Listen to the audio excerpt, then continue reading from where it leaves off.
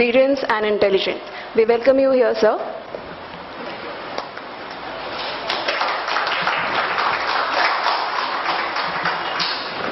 We'll try and briefly give you inputs on different topics. We'll start with market research. So let's make it interactive, otherwise we're going to have a lot of people falling down. No seat belts here. Okay. So what do you understand by market research? What is your understanding of market research?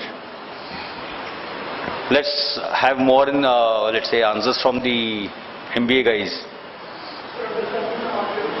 Okay, understand market. What else? Analyzing the market. So why is it required? Why is it required? To know the behavior of the consumers and exactly know what is the market. Okay, what else? Okay, improve the qualities, etc. See, simple logic is, before I invest a lot of money into doing something, I would rather spend a small amount in trying to understand, so that the chances of making mistakes go down. Right? It's as simple as that. So these are some of the reasons which market research is done for. So obviously major part would be to understand the customers and their buying patterns. So biggest amount of market research happens there. And obviously as markets keep on changing, competition, etc., you have to understand competition, what would make people buy, where do they buy, etc. All is also done through market research. So you can position your product properly, you can distribute properly, you can have the right logistics, etc. Okay. So broadly, if you look at market research, these are going to be the steps that are there. So obviously at the base you have problem definition, right? So what is this problem definition? Is trying to understand why the hell are we doing this.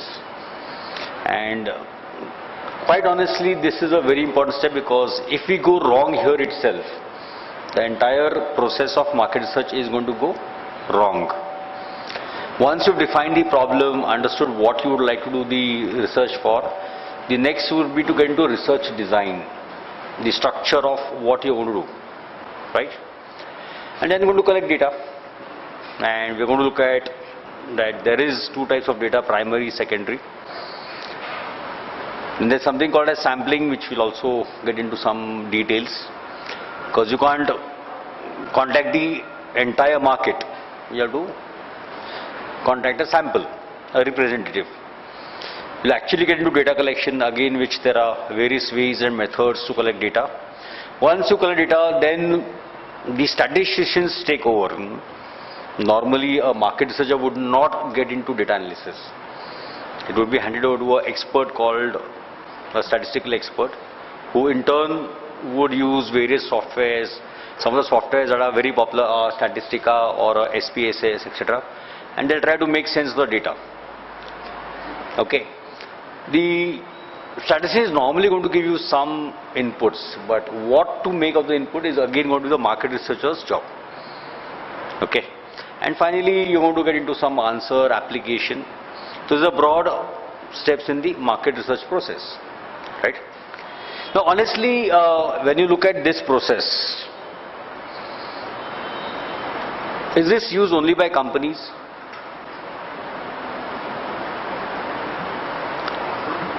Yes or no? No, even you would use it. Right? When you are trying to do something new, even you would do this, right? How many of you got work experience before? One. Anybody else? So if searching for a new job, you'll do this only. Right? Would you apply to all the 5 lakh companies in India? So what do you do? Right, you will first filter data by using primary as well as secondary data. And from the 30, 40 odd you feel, you will again select a sample which you feel you will fit in, right?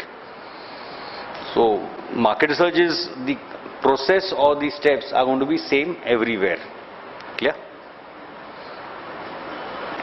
Now, typically when you look at research design, there are going to be 3 types of researches.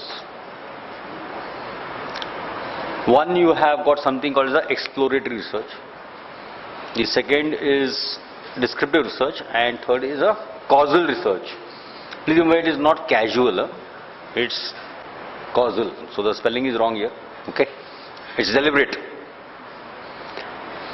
So when you do not know anything about a problem, you would get into exploratory research, right? I mean, what do customers buy? I'm not aware. So I get into a exploratory research. Second, why do they buy? Descriptive research. If I do X, Y, Z, will they buy? Causal research, right? And normally, very few researchers would be of exploratory manner. You can't afford it. It will largely be descriptive and causal. Clear? So obviously, applications are in strategic applications, demand forecasting, segmentation studies, trying to identify our target markets, positioning, etc., etc. Right from, let's say, product research, pricing research. What price point would people buy, right? Today, in most of the competitive markets, a very quick research is done to find out what would customers be willing to pay, and then you work backwards to try and make the product in that range. So normally companies take a price target based on some research in the market and then try to work backwards to make a product in that price. Obviously segmentation becomes very critical, and today what is the most important thing in segmentation? Pardon? What is the most important problem in segmentation? लफड़ा क्या होता है? Segments change very fast today. I mean, unlike in the past where segments used to last a substantial amount of time, the segmentation parameters as well as segments itself change very fast, right? So it's very difficult to identify a segment which is going to last you for a long time. Okay. Then obviously you have distribution research. What would be the most optimum way, where to distribute, how to distribute, right? Because today internet is creating a disrupting force. And finally, one very popular research that happens is advertising. What is the impact of advertising? Do people appreciate it? Do people remember it? What is the recall rate, etc., etc. Even which channels, which media to advertise is a very big area of market research, right? Then sales promotion. Second largest would be obviously consumer behavior research apart from distribution. Then there are governments who also do a lot of social research. Okay. Social research is not normally done by organizations. It is done by a lot of NGOs as well as government, right? And then there is a limited but increasing area of market research which is into financial research. Savings habits, investments habits, etc., etc. Okay. So, what are the limitations before we go to details of some of the topics? First of all, though it's a science, it's not an accurate science. Okay. There are too many variables that come into play when you do research. And the interplay of variables could be so dynamic, you really can't sometimes decide what exactly is leading to what. Okay. And obviously, since there are going to be some vague areas, the human interface and tendencies do affect the results. Since all of you are doing, I believe all the MBA people are in the second year. How many of you got involved in sample surveys? How many of you got involved? Did any company approach you? Chalo, दिन का 100 रुपए मिलेगा इतना. Question is भर के लाओ. Anybody has done this work?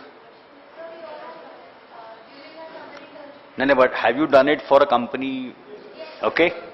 So what is the biggest problem here if you look at the last one, limitations? सही बोलो ना, घर पे बैठ के भरते हो, फेक भरते हो ना. 50% are fake reality.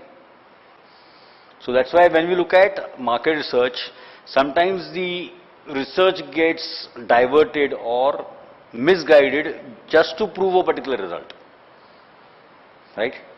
So a lot of problems do occur in the way it is conducted, and that's why errors do occur. That's one of the biggest limitations. So it's also from the customer side, or the consumer side. He also gives false information because he's scared whether this information will be used, misused, whatever. Sometimes he wants to prove, make itna great and gives all wrong answers. He has a two-wheeler, but he'll say I have a two-wheeler, a four-wheeler. Okay, so human tendencies also affect the market research. Okay. Now, typically in market research, this cycle keeps on happening. Okay, you have a vague problem, you get into exploratory research, you develop some hypothesis, which will lead you to a causal research, which again leads to new ideas, again get into exploratory research. Okay, so this cycle is going to keep on re-happening every time. Clear? Okay. What do you understand by research design? It's a broad framework or a blueprint. Suppose if you are going to plan to build a building, so what do you understand by a blueprint? It's a rough sketch of what the building will look like. Clear?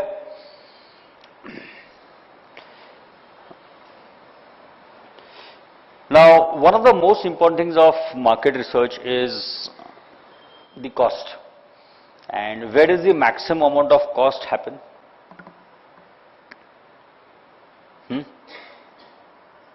In data collection. And that becomes one of the, again, a very big limitation of market research. The biggest cost is always in data collection. And in that, again, when we go a few steps further, we'll realize the costliest is survey. The costliest is a survey. And that's the reason many companies can't afford it. So they get into other methods, right? Now, typically, if you look at the research design, there are two broad areas. I said exploratory, and second is to try and to get into conclusive research. Conclusive means you can draw some conclusion out of it. In conclusive, I said there are two, descriptive and there is a causal. Now, in descriptive again, there is something called as longitudinal studies. Any idea what it means? It means targeting the same customer multiple times over a period of time. Okay. Any idea where it is done? Is it being done in Pune, in India?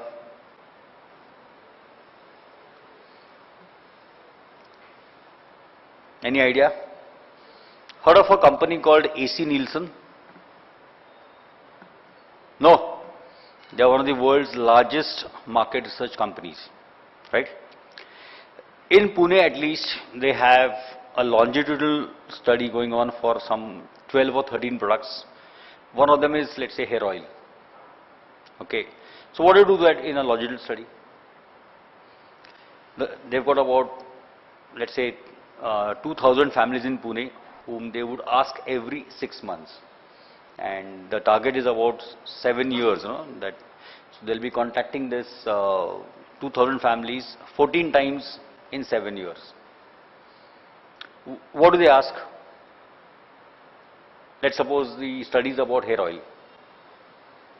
Every 6 months, that's twice a year, they will go to the same family, ask them what is the consumption of hair oil, which hair oil has been used, has there been any change in the brand, etc. Who else is added to the consumption, who has dropped out, etc., etc., and the reasons behind. So over a period of 7 years, they might be able to come to some, let's say, direction. What is the trend in hair oil use, let's say, in Pune? Now, how do I know this? Because luckily, unluckily, whatever, my wife was one of those who was targeted. So And of course, every time they come to us, they would give some small gift, otherwise there's no incentive to answer, But longitudinal studies do happen where it is fairly new in India, but it has started, where they're trying to look at the pattern of consumption of particular products over a very long period of time. Is it changing? Is it changing suddenly? Is it a slow change? If the change is happening, why is it happening? Right? So that they can give a report or generate some hypothesis where they can advise their clients. So it's happening also for toothpaste, it's happening for some of liquor drinks, Okay. So the trends have changed in practically every of the 12 products being studied in Pune. Okay. I'm surprised you don't know AC Nielsen. It's one of the world's largest market research companies. Right? The same can also be done through a cross-sectional design, where instead of the same, let's say families, they would have similar families across sections, and then they would again get into a longer period of time. Right? Either you can have a single product or a multiple, same family, multiple products. Clear? Something like this does happen abroad.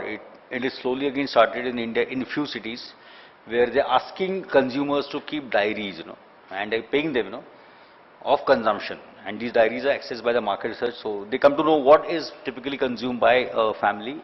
Every 3 months they'll collect diaries, photocopy it, give it back. Okay? And where have they bought? So they get a lot of ideas. Okay, we've looked at exploratory research. Now, what is descriptive research? Is basically to find out characteristics of a particular consumer or whatever in terms of description. For example, if I say, who buys a mid-size hatchback costing between 5 to 7 lakhs? Now, if I do a market research and find out data, I might end up with a description that the typical family of size 5 earning between 10 to 12 lakhs a year in one of these jobs or professions and in these locations tend to buy a hatchback. So what I have done, I have been able to describe the consumer of a hatchback.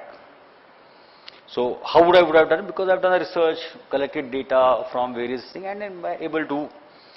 Many times companies need an answer. Who is our customer? Can I identify or describe my typical customer? So a descriptive research would help them identify who's my typical customer. For example, for DPU, MBA, what would be a descriptive question for a research for this?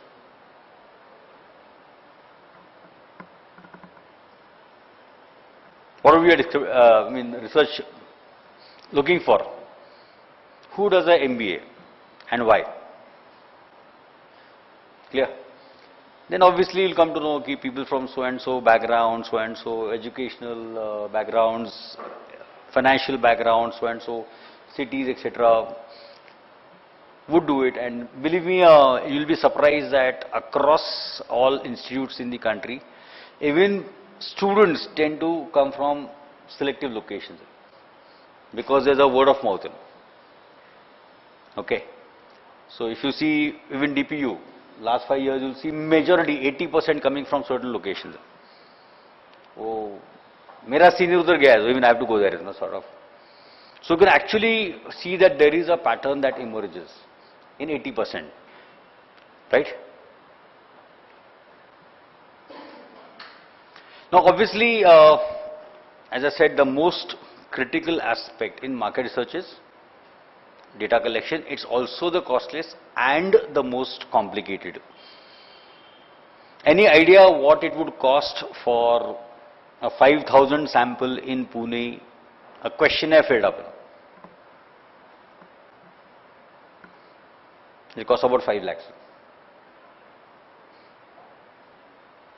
It's not easy, and when we come to sampling, if it's a FMCG product which is consumed by the masses, would a 5,000 sample be enough? The answer is obviously no. You need a much larger sample size, right? So in data, obviously you'll have two types of data. First is secondary data and primary data, right? Now, when you collect data, typically you would get into errors also, right? So what are the typical errors you'll have? One is a random sampling error and a second is a non-sampling error. What is non-sampling? It doesn't depend on the sample. It's purely the response error, right? When you say non-response, means that person has not responded. Okay, in response, obviously there could be a researcher error, in the data collection.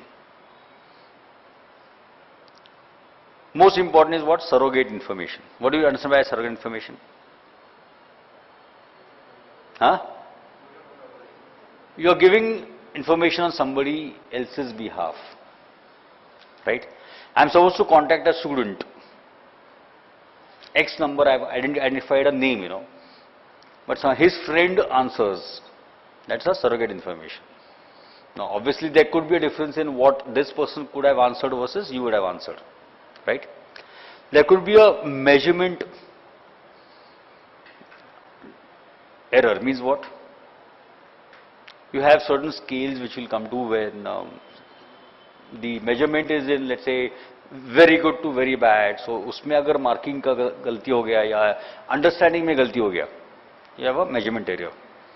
There could be a population definition error, right? I might have a age group 18 to 22, as my target population.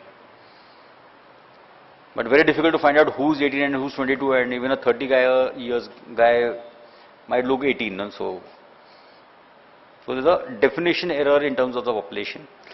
There could be a sampling frame error. I am supposed to interview MBA students, and somebody comes to this campus, ends up interviewing many other people who are not MBAs also, maybe dental students, etc., etc. And finally, there could be error in the data analysis. Interviewer is the respondent is not selected properly. Questioning, the way you question also can lead to error. Recording, while ticking off or by writing the answers, you have gone wrong, and something which some of you would have done in the survey is the cheating error. 4 लोगों को मिले लेकिन 10 form भर के दिया है. Okay. And finally, the respondent could also make an error where he is unable to answer questions or he is unwilling to give some answers. Okay. Typically, a market research proposal would have these fields, Okay. Okay. Let's look at the most important is secondary data. Why is secondary data important?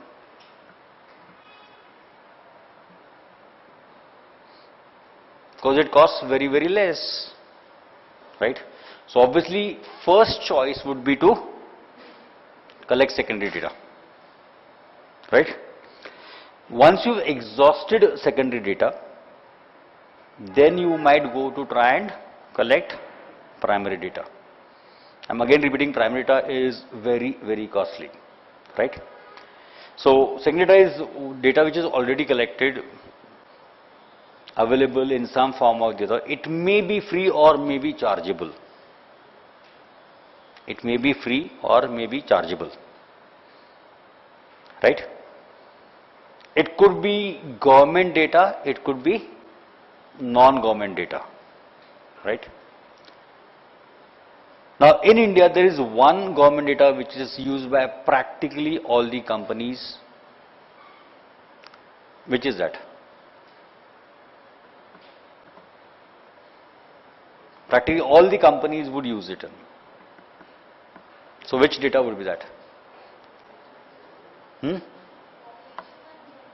So उसको क्या बोलते हो?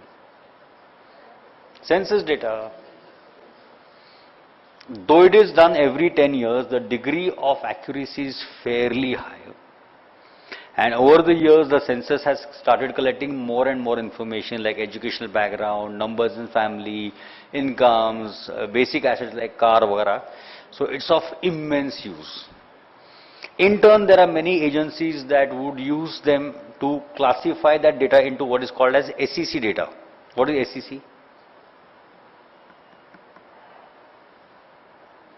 Socio-economic class. Okay. So there are many expert agencies that would convert that data into SEC data, socio-economic class data. And then you start getting, I mean, believe me, the data of the census is so good that, for example, if you just want, let's say, in Ahmednagar district, you can get many data, like how many people own land, what is the average land holding of farmers, how many of them have two-wheelers, etc.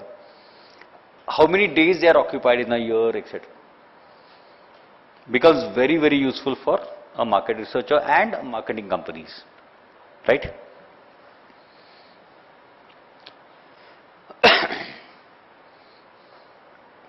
So what are the advantages of second data? First of all, it is cheap and easily accessible, also collected very fast. So the time required to collect data is maybe 10, 15, max a month. What could be a disadvantage?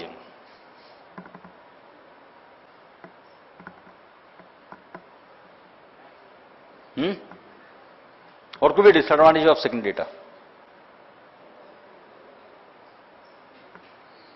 The first is what? You could have a doubt on its authenticity. And if you look at today, most MBA students use Google to find out data, right? Do you know whether it's authentic or you simply download it? Do you know whether it's authentic or you simply download and use it? I know. Huh? Yeah, again, but then you might use it as a reference, but is it authentic, genuine or not? I don't know. Right? Generally, government publish second data is believed to be authentic. Okay, various ministries, various industries publish their own data. Okay. So first is it authentic? Second is it really the latest? Because many times there's a huge time lag by the time you get the data. For example, census is 10 years. Census happens once in 10 years. Or let's say most ministries publish data after every year. In between there could have been a lot of changes in the industry. Third disadvantage, it may not be in the format that I want it. Let me give you a simple example. When I was working in Thermax and we were involved in a lot of data analysis, we needed, let's say, information on pumps exported from India. Data was available on the government website. But then we wanted data of 5 to 10 HP. While the data was 0 to 25, 25 to 50. So what we wanted was very difficult to get or practically impossible because the data collected there was 0 to 25 HP, then 25 to 50. We wanted specifically 5 to 50 HP. And that we could not derive. I mean, it's very, very vague to find out if that is, let's say, 10,000 numbers, 5,000 numbers will be this data. So it will not be in the format that we want. Right? Now, that is why second data becomes a problem. But which is one of the most important second data that companies can use today? Which is one of the most important second data, which companies have started realizing over the last 8-10 years, and it has made a significant difference in the way market research is done. So which is one of the most important second data that companies were ignoring in the past, but they have now used it very well in their own internal data. Because if you really get into internal data, which today is now being used as CRM, right from the first interaction of a customer till now, what's been the history, is being captured by internal data. And it is making a huge difference. It's making a huge difference. Right? Let's say even MBA colleges, are they also using internal secondary data? Yes, no. How?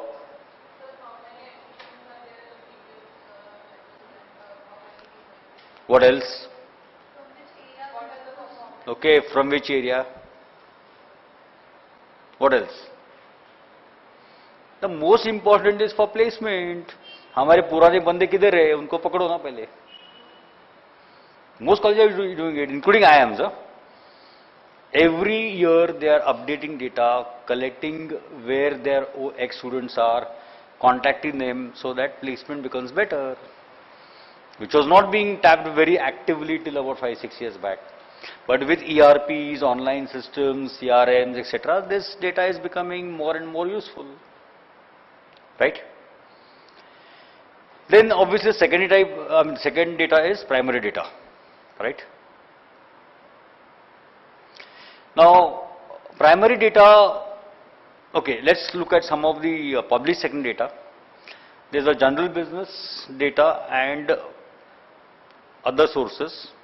In government sources you have guides, directories, indexes and statistical data, and then you've got general business.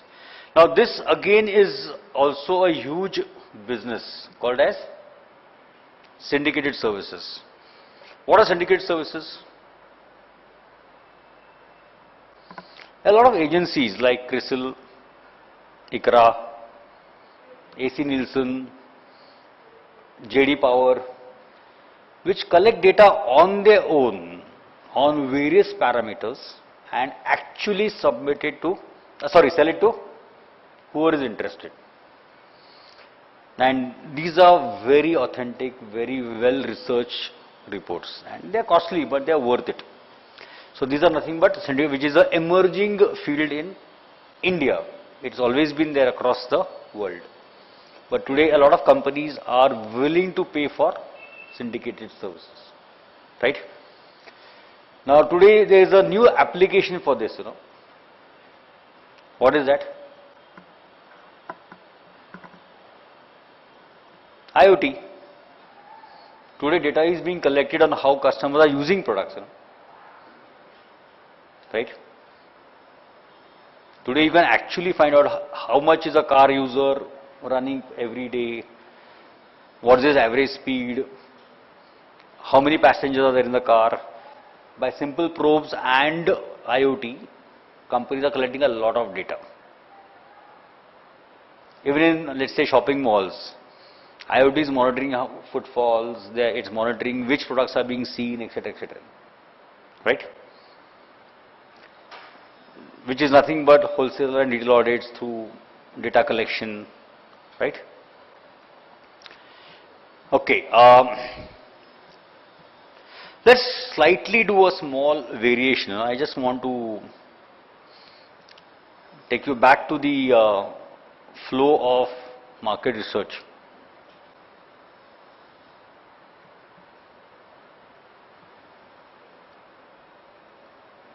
Okay, now let's look at this flow. There is one area where all of you would have seen this happening even in your family. So any idea where this entire process is used?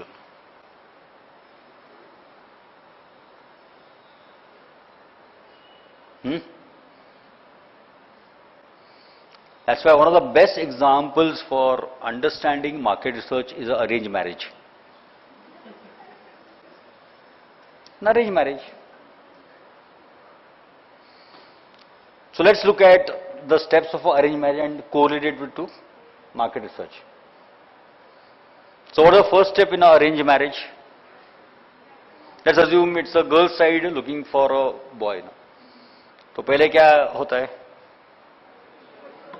हाँ?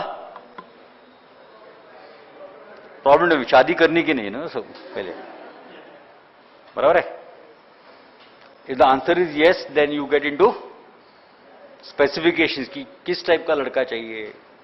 So obviously there will be some broad criteria कि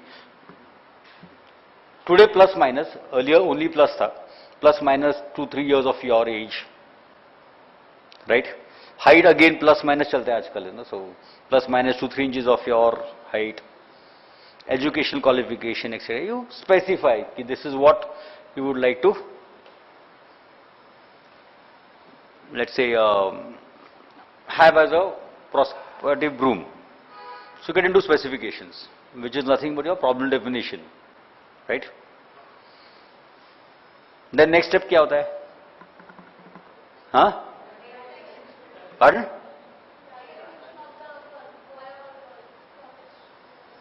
उसके पहले क्या होता है? You decide where to look, ना, which is your research design, right? Matrimonial sites है, again syndicated services है. In all societies, all castes, all communities have their syndicate services. There are some people who only do it as a hobby or as a profession. In many of them, it's only a hobby, and they do nothing else, and they do it very honestly. Let's face it, also. They also do it very honestly. Plus, you also would have your own database, right? So you'll use both primary as well as secondary data. Then suppose some 50, 60 are shortlisted. Would you go and see all of them, or would you see a sample? Sample. So you have to again decide from that which looks a good sample size. And you actually go and meet and collect data. You would analyze it, interpret it, and then finally decide yes or no. So if you look at a arranged marriage, it is nothing but a market research process, which has been done for centuries. It's been done for centuries. It's only now you have better ways of data collection. So you've got matrimonial sites, and you've got internet, you've got Skype, etc. No? Earlier, the network in the society and caste really mattered. So their databases was really what helped. And they used to have authentic data. How is a mystery, but then they used to keep updated, right? So arranged marriage is a classic example of a market research. So if you understand arranged marriage, you understand market research, right? Honestly, arranged marriage, I mean, you're going to have a session on project management later on, It's also a project. It's also a project. So whatever steps are used in project management are also used in arranged marriage. Classic example. So if you look around us, you can see a lot of these applications. You can actually look around and get these applications. Even when you want to find a house, you're actually using the same process. So why I'm trying to highlight this is, sometimes a lot of us feel confused or find subjects boring or vague or complicated, If you can quickly get into it, can I use it for this, and then you start applying, it works. And it helps you to remember the concepts better. Because when I should teach strategic management, I will also be a visiting faculty. We should use a marriage also for strategic management. Is it a hostile takeover? Is it a friendly takeover? Is it a merger? Is it an acquisition? Was the due diligence done? So all these are part of strategic management, in a takeover case. So keep on quickly trying to see where you can apply it, and you'll understand the concepts better, right?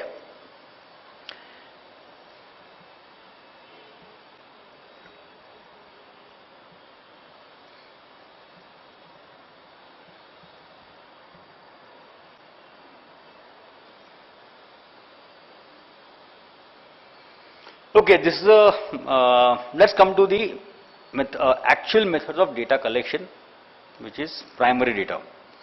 Now in primary data, again, you will have two types of data you can collect. One is qualitative and second is observational, right? Now qualitative data basically describe. Quantitative will give you numbers, right?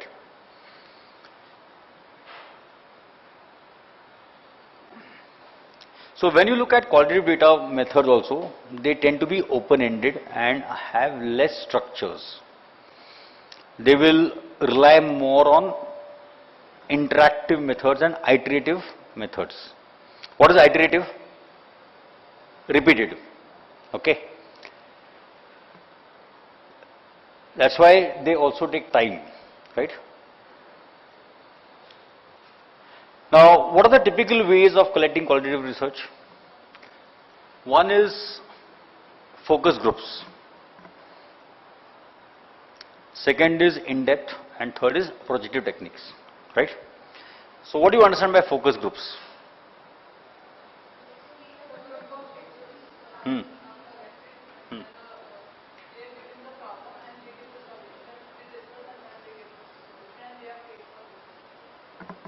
Okay, any other viewpoint? Target market, wherever they are focusing, they are asked the questions about what is the problem. Okay.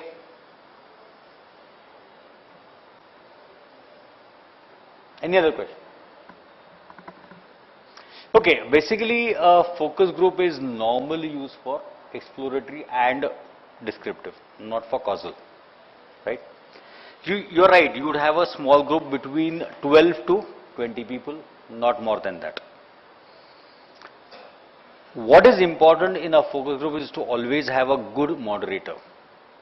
Why?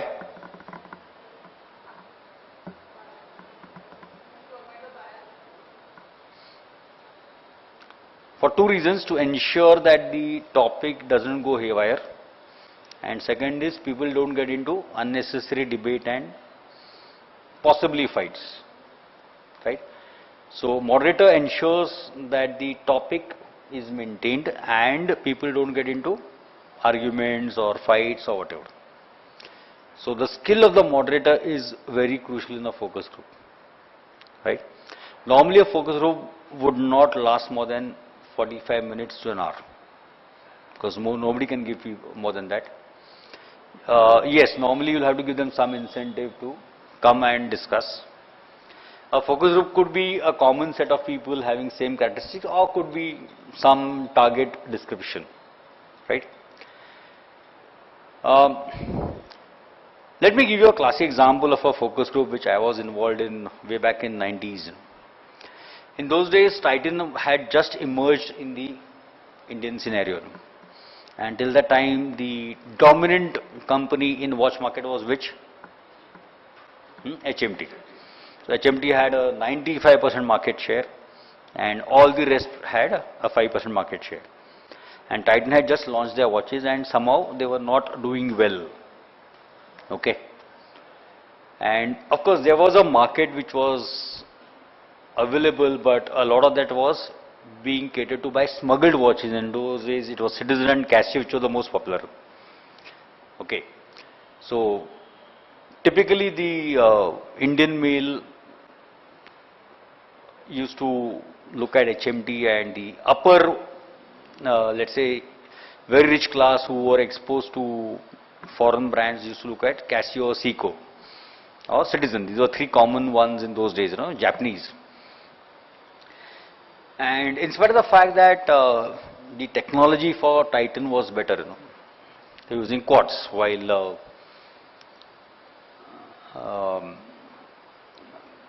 HMT was using analog. They were unable to penetrate the market, so they decided to use focus groups. So I was in Bangalore at the time doing my MBA, and we were again paid to be coordinators, and so apart from the participants, even the coordinator, etc., or the moderator has to be paid. So we had done about 20 focus groups in different areas of Bangalore. Some were middle class, some were upper class. Now, we used to give topics like, can watch be a fashion statement? And then we used to make people debate and give their opinions, etc. Okay. In one of them, we had said, why should a person use a watch? Okay. So, one of the interesting findings was, in those days, Titan was trying to focus on a technological aspect, saying that our watch does not lose more than 3 seconds in a year, so plus minus. So what sophistication we have, and technology and accuracy, etc., etc. And it was not working, obviously. You'll be surprised that the findings of the focus group clearly said that the Indian male is not bothered about time. इधर हर घंटे में 2-3 minute जाता है, हर साल में 2-3 second से क्या फर्क पड़ेगा? So that technology was not working. And surprisingly, the heavier the watch, the better the person felt. So जितना बड़ा watch है और जितना heavy है, was the finding. And with these findings, Titan changed their strategy and made the positioning to a fashion statement. And then they started getting slowly into the market. They stopped focusing on accuracy, they stopped focusing on quartz, they stopped focusing on many other things and started focusing on the watch as a fashion accessory. And then they got into many styles. I don't know how many were between 93 to 97, practically every 2 months, Titan was launching a new model.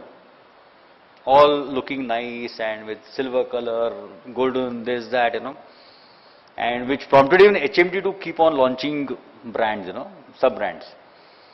So suddenly from a functional utility, it started becoming into a fashion statement. And then once the fashion became more dominant, Titan could outscore HMT. So HMT being a government company had its own limitation of how quickly they could adapt. Okay. Let's look at another focus group, where we had done it for a toothpaste company, which we were not aware which one was. To understand what do customers understand about oral health care. And believe me, the findings were atrocious. The ignorance of people on oral health care are huge. Most people believed it's the toothpaste that really cleans the teeth. What's the reality? The toothpaste has nothing to do with cleaning teeth. It is the toothbrush quality which is more important. Okay.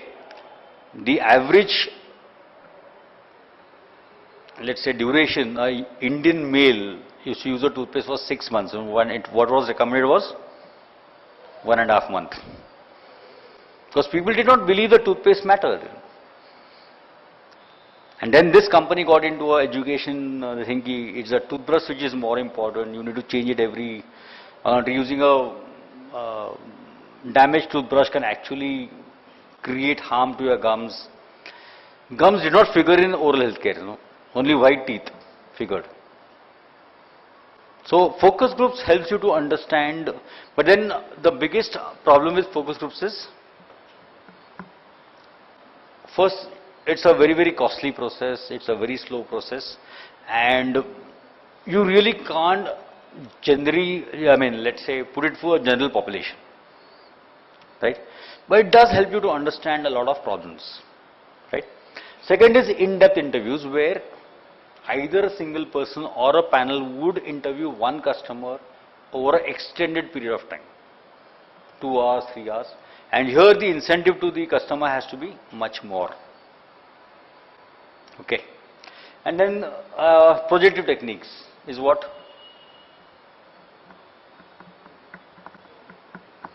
You show them some picture or something and ask them to describe whatever they feel. Yeah. Clear? So these are typical ways of qualitative data collection.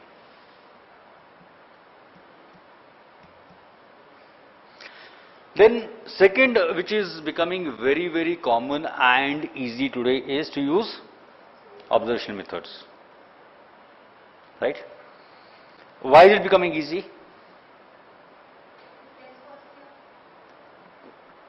Technology.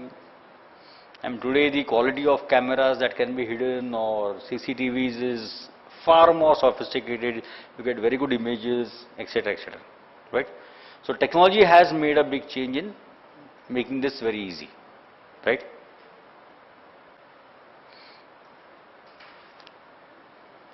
So what are the advantages? This is more objective because you're capturing it, right? So whether the person is willing or not willing, he's still being captured, okay? And then the research is able to focus more on what's happening then, asking questions and ensuring getting the right answers. Okay. And typically some things which are difficult to report can be observed now. Okay. So the two common methods are, you can either be obtrusive or unobtrusive. Suppose there's a corner में लगा के रखा है, it's unobtrusive, but you're actually keeping here, no? I'm being aware that I'm being filmed. Is obtrusive, so could change my behavior. It could be structured or unstructured. Okay. It could be by a person or by technology like a camera or an infrared reader or whatever. Okay.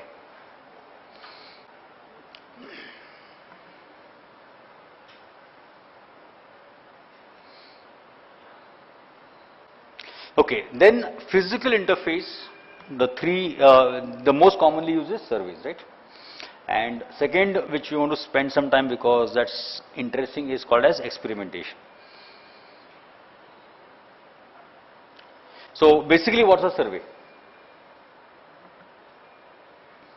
What is a survey? You use a set of questions to be asked to a respondent, right, and note their responses, right. So what is the most important part of a survey?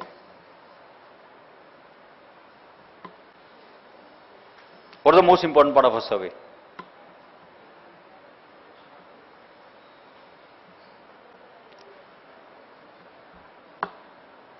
What is the most important part of the survey? The questionnaire. Because if that is designed wrongly, answers can be drastically different. That's why we have to ensure that the questionnaire design is proper. Right? So let's get to directly the questionnaire design.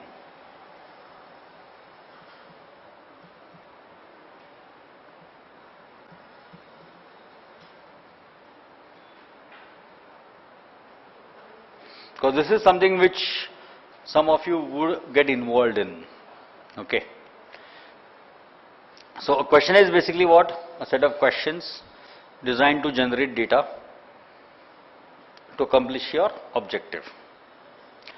Most important is you have to try and ensure that the design is simple. Okay. Again, this looks very easy, but designing a questionnaire, often unless you pre-test it, post-test it, you would not know what could be the misinterpretations. It's something which has to be done with extreme care. There are no rules which can say, I would have designed a 100% correct questionnaire, right? So again, in a questionnaire, there are two roles, there's an interviewer and there's a respondent. This is basically a checklist which you'll find in any good textbook for a questionnaire design. Always try to ensure that the answers you get in a questionnaire would be the way you want it. That's why I try and keep it structured. For example, a non-structured question is, how old are you? A better way is to give them options. Less than 20, 21 to 40, whatever is your guideline, right? Should have 3 to 5, max 7 choices. So this is an example of another example.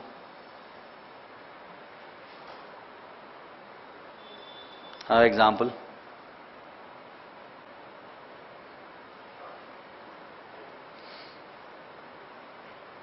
See, again, it's easy, very to ask you, what do you like about ICICI's online banking service? If you don't give options, people would write anything and everything, or some would say everything, you know. But if I give a few choices, they'll be able to respond better. Because I've already kept the last one called as others. Okay.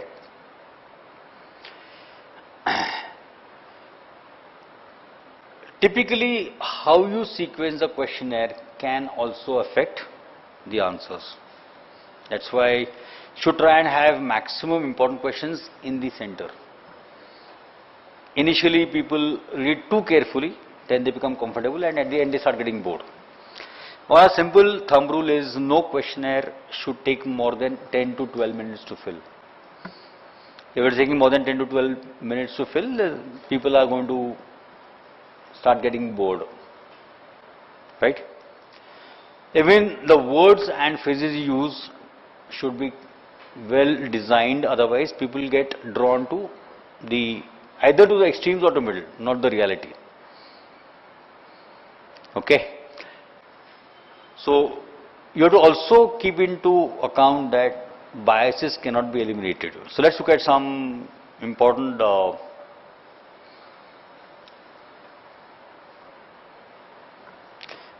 tips. You have to ensure that the question is framed in such a way that the respondent can answer the question. Okay. So take the example here. In your opinion, how many students in your marketing courses are potentially successful marketing managers?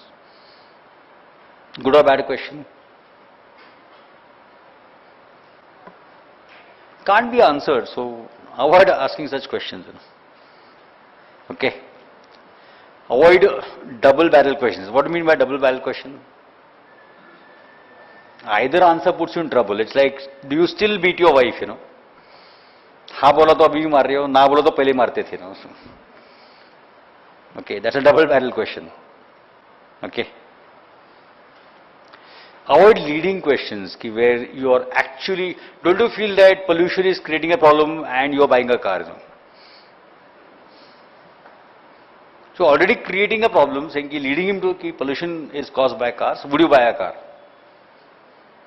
It's like asking a question saying in the age of increasing pollution, what are the chances you'll buy a car? Obviously the guy is going to say no here. That's a leading question. Okay. Avoid one-sided questions where you have only positive or negative. You should give both sides equal weightage and the neutral should be in between. Okay. If possible, you can use filter questions. Do you drink coffee? Yes, no. If yes, then these questions follow. Right? Should never use words like frequently, occasionally, rarely, never, etc. because each one understands them differently. Okay, for example, for some people frequently might mean every day. For some people frequently might mean twice a week also is frequent. Right? Avoid complex questions. Maybe a lot of people who are today savvy with certain terms would understand what is liquid assets. Right? But 90% people would not understand what is liquid assets. Right? So avoid words which tend to have a typical meaning for a particular class. Try to make the words such that anybody can understand. Right?